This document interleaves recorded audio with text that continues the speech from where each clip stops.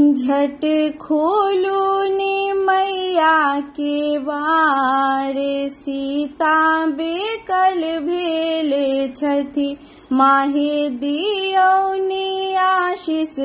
अपार, मांगा सिया आयल छथि, झट खोलू ने मैया के बार, सीता बेकल भेल छथि। प्रथम मंगई छथि सिंदूर के पुड़िया,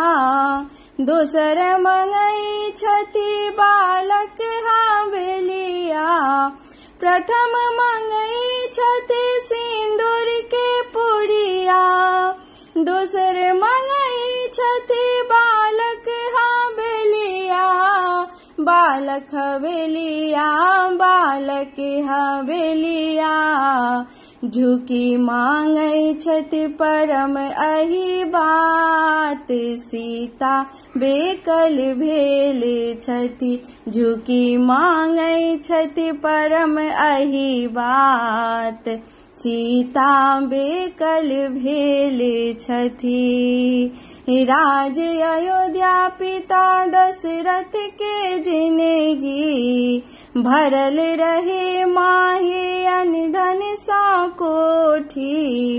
राज अयोध्या पिता दशरथ के जिंदगी, भरल रहे माहे अन्न धन सा कोठी, अन्न धन कोठी मायन धन सा कोठी,